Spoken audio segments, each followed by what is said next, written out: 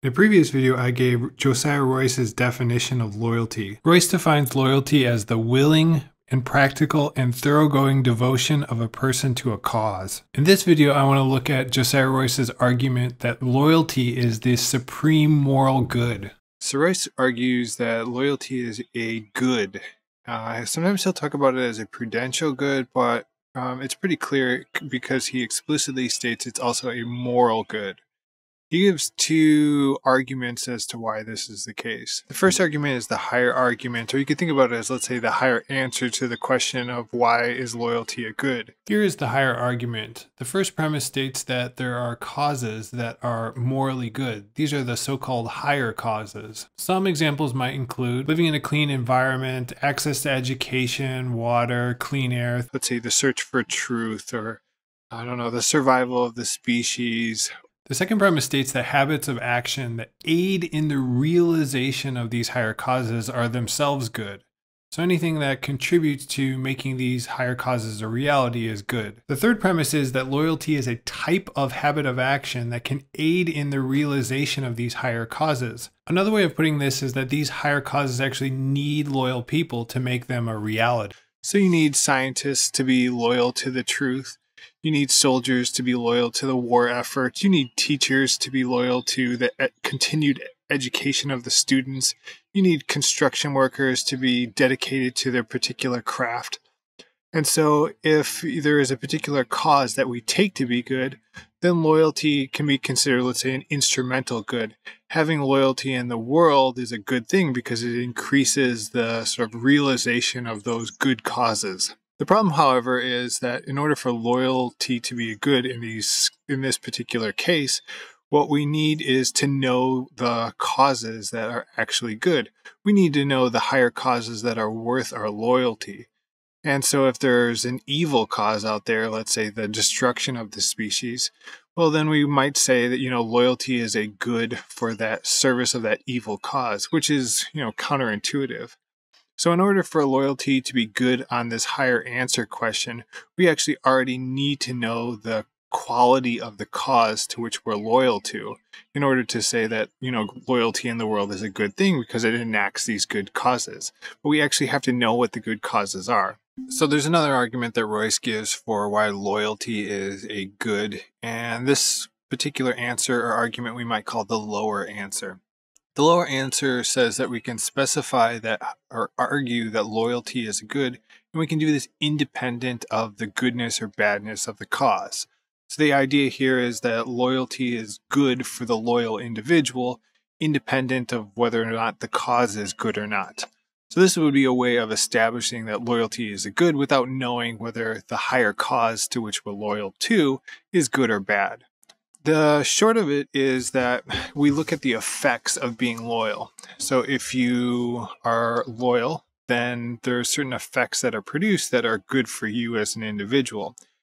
So one of the big points that Royce makes is that because loyalty solves a problem that's central to or fundamental to our lives, we can see loyalty as, for the loyal individual, the chief among moral goods.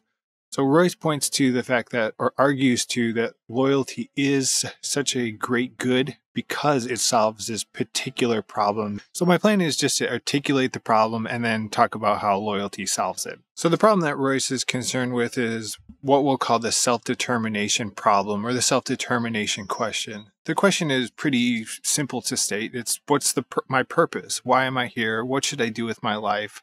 What good is there in me being around?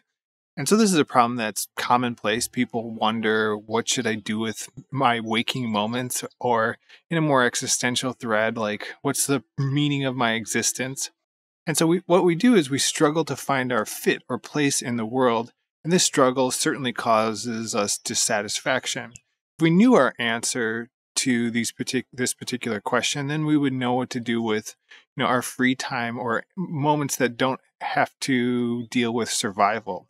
But since we don't, we're often led around in a kind of chaotic way. And so the problem is an important problem. It's one that's central to our existence because it directs our living, waking, conscious lives.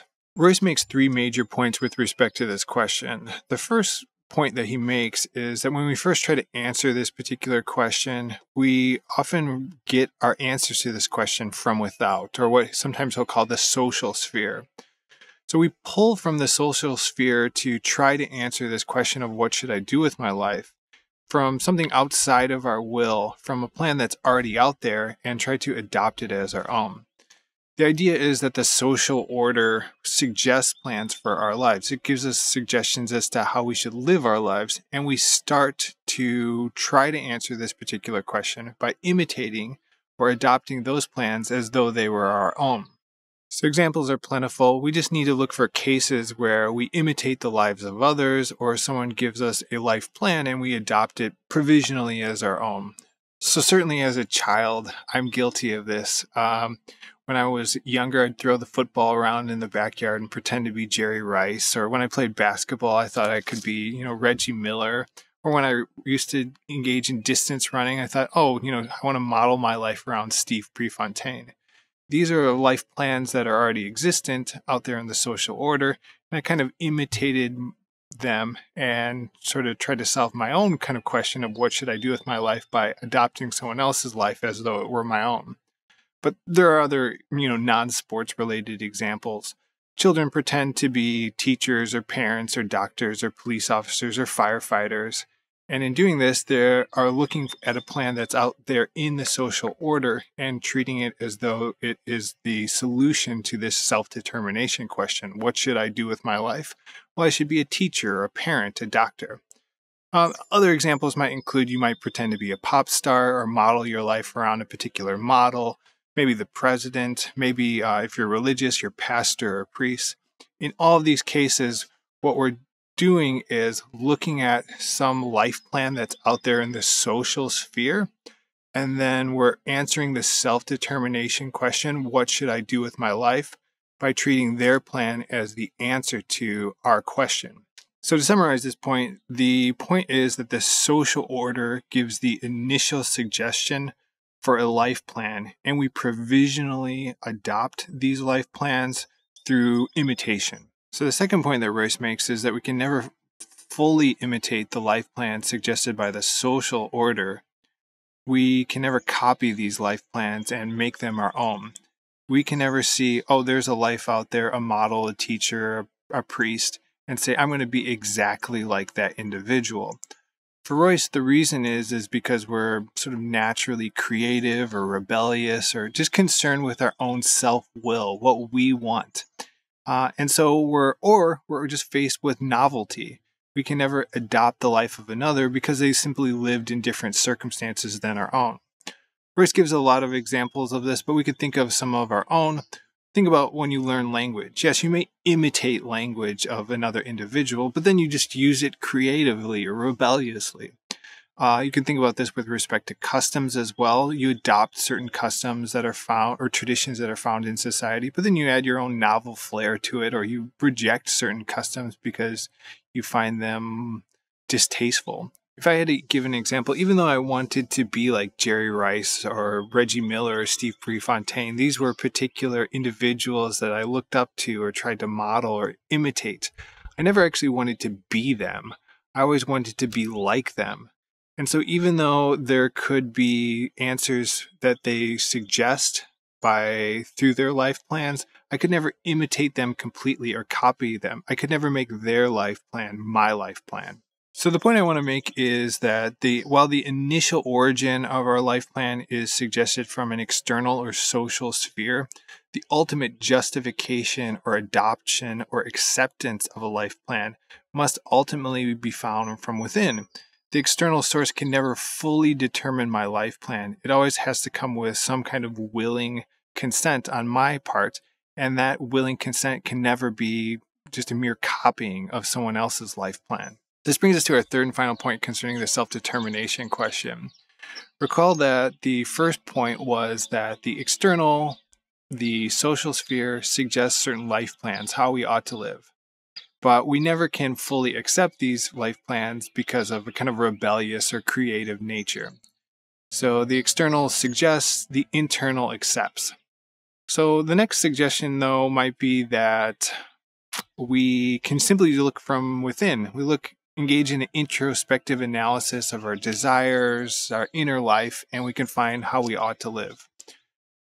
Some American philosophers are pretty skeptical about the power of introspection in general, and Royce is skeptical insofar as he thinks that in looking inside yourself, you're not going to find the answer to your particular life plan, what you ought to do with your life.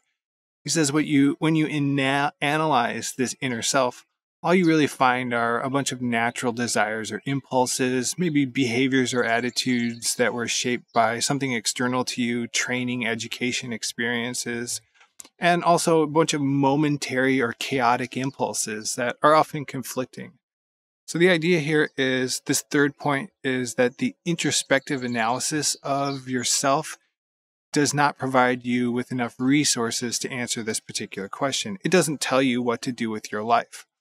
It isn't the case that you're somehow imprinted or have some innate properties that if you look inside yourself, you can find what you ought to do with your life. So this creates a kind of problem, and it's a problem that Royce sometimes will call a paradox, and we will call it the paradox of self-determination. The idea here is that we want to know what our life plan is. We want to know what we ought to do with our life. What good is there in our existence? And so the external, the social sphere, suggests certain answers. But we rebel because we can't fully imitate these life plans. And so then our thought is to look inside ourselves because the external doesn't provide an answer. But when we look inside of ourselves, what do we find? We find these natural desires, chaotic tendencies. So what we find are a bunch of resources that are insufficient for answering this question. And so we say, well, given that we don't have the answer, we say, well, what should I do? And we kind of start the cycle all over again. Well, what should I do with my life? Well, the social sphere gives me a suggestion. Well, that's not going to work. So let me look inside myself. I still don't have an answer to that particular question. Well, what should I do? Well, the external world again gives me a suggestion. I can't accept that suggestion. So let me look inside of myself. Again, the answer isn't provided by something internal to myself. Another way of phrasing this is that when we look to the social sphere, we can't fully accept any answer or life plan that's suggested. And when we look within to the internal world, into our internal self, we don't have the necessary resources to answer this question. The internal self seems to only accept or reject certain life plans. It doesn't provide the content to create a life plan, whereas the external world or the social sphere suggests life plans, but it can never fully determine any particular plan as our own. So this takes us back to our lower answer, which was the lower argument for why loyalty is good for the loyal individual. The reason it is because Royce says that loyalty will solve this self-determination question, or this paradox. And in arguing for this, Royce will say that loyalty is a good, not only for the loyal person, but also people actually need loyalty in order to solve this particular question. So let's look at the lower argument. Premise 1 states that the self-determination paradox is a fundamental problem for human life. Premise 2 states that anything that can reasonably resolve this paradox for a person is good for that person. Premise 3, loyalty to a cause, regardless of whether it's good or bad, can solve the self-determination paradox. Therefore, loyalty is good for the loyal individual. So the key premise in this particular argument is that loyalty provides a solution to the paradox of self-determination. So let's kind of break that down or analyze that particular premise. The way Royce goes about trying to argue for this premise is to look at a hypothetical person who wants to know the answer to their life purpose. They want to know what they ought to do. And so we suppose an individual with a good understanding of the social will, what causes are out there in the social community. They're familiar with various social plans, like, you could be a soldier, you could be a teacher, you could be a doctor, parent, good friend, etc. So they know what causes are out there that are suggested by the social order. They also have a fairly strong self-will. They wish to express their own prerogative, and they can't be completely determined by any social plan that's out there. Given this hypothetical person, Royce says, now suppose there is some event that excites or inflames the individual's social passions. And the example he uses is a sort of act of war. Royce writes, but now suppose that there appears in this man's life someone of the great social passions, such as patriotism well exemplifies. Let his elemental passion for conflict hereupon fuse with his brotherly love for his own countrymen into that fascinating and bloodthirsty form of humane but furious ecstasy, which is called the war spirit. So Royce is supposing that an event occurs that causes an individual to become personally invested in some social cause. Royce contends when such an event occurs, individuals see the social cause, in this case the war effort, as having objective value, as being something that is worthy of their willing and practical and thoroughgoing devotion. In other words, Royce supposes an event that gives us the opportunity to be loyal. When we become loyal, the self-determination problem dissolves. There's no longer a conflict between the inner and outer, the personal and the social, between conformity and self-expression. This is because I accept the cause of the social will as though it were my own. There's a kind of fusion of what the social order wants and what I want. We both want the same thing. And since we both want the same thing, since the social order is suggesting something to us that we aren't going to reject or rebel against, Royce says that this solves the self-determination problem. We no longer have to look to within for a life plan. Instead, we have found a plan suggested by the social order, suggested by something outside of ourselves that we accept as though it were our own. And this allows us to unify our life. It stabilizes our action. It removes the dissatisfaction that's associated with not knowing what you want to do with your life, not knowing what you should do. It gives you a sense of purpose and at the same time exalts you as a human being and directs you. And this stabilizing, unifying effect for Royce is good for the individual. It's good for the loyal individual regardless of whether or not the cause to which they serve is a good one. So the idea here is, let's say you're serving an evil cause. It's being loyal to that evil cause is still good for you because it answers this self-determination question, which is, what should I do with my life? Royce will have more to say about the evil causes, but at least for now, the important point is that Royce has argued for loyalty being a good for the loyal individual. So I wanted to make two final points concerning Royce's argument that loyalty is good for the loyal individual. The first point I want to make is that one of the things that Royce points to when he talks about loyalty as being good for the loyal individual is its unifying effect on the person's life. It takes a kind of chaos of our life and brings it into focus. It organizes our random activities and gives us a purpose. So an example of this would be, let's say, I'm going to use an example from my own life. As a child, I engaged in all sorts of different types of activities. I played basketball, hockey, soccer, football, baseball, and it was all over the place. There wasn't a single sort of sport I was committed to. In addition, I took piano lessons and played the saxophone and engaged in various mischief with my friends and ran around and played video games, all sorts of things. But one day, I started running, and all of the other activities that I might have engaged in sort of fell out of the way. I actually developed a purpose, which was the sort of goals of my team, my cross-country team or track team, or my own personal goals of, let's say, athletic development or becoming the best runner ever or something like that. So the idea here is that finding a cause to which I could be loyal to actually brought my whole life into focus. It unified my behaviors. It organized and directed what was otherwise a kind of chaos of random directions.